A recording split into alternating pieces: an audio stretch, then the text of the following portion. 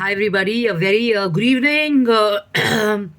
This is Justine Kapani. I'm the founder and CEO of I'm Decon Design.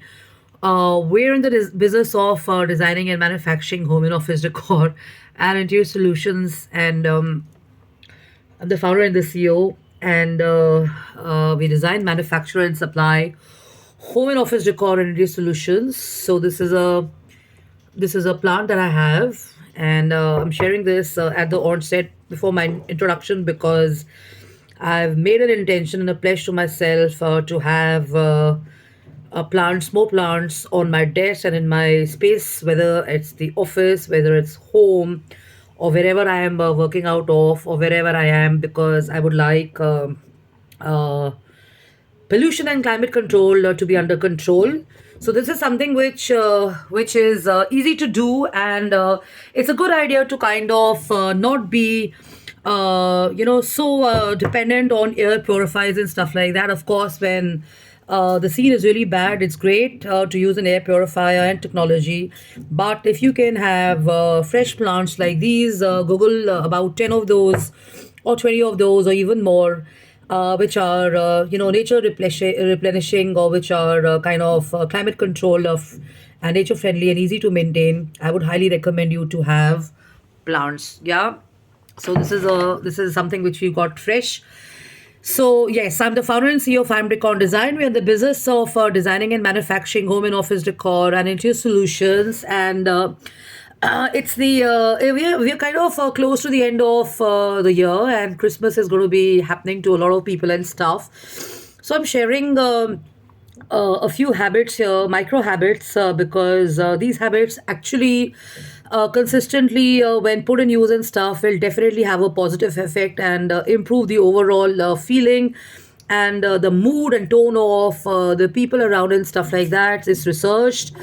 I bring myself with myself an experience of more than 24 years in branding, designing, global business management, and PR and stuff like that. I've worked on various big brands, maybe 3,000 or 4,000. I've lost count of that. I've worked on those, and I've also been involved in launching showrooms of brands like DLF Avenue. I've launched Westside, Marks and Spencer. I've worked along with a lot of Indian, brands as well.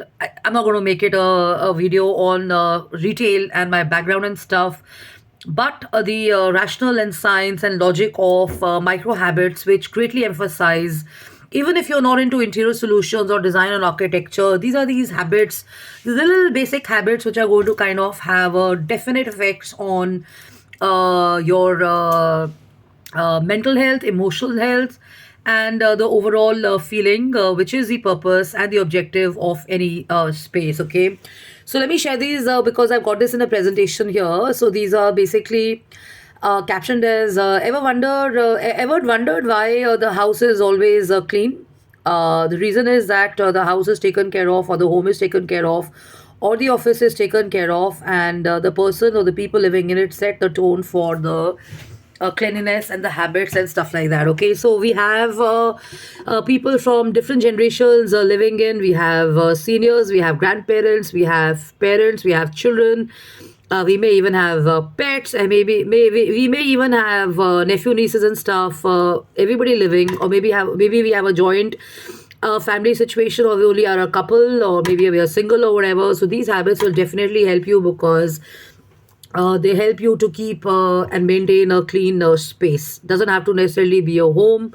It can just be a space, maybe a working zone, maybe a TV zone, maybe a gym, maybe a library or whatever. Okay.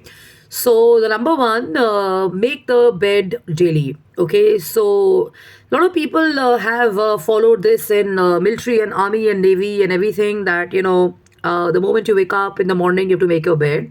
Actually, it's not just about defense or way of living and stuff. It's a good habit to make your bed. And what happens is that when you have your bed happening very quickly, the whole room looks tidy.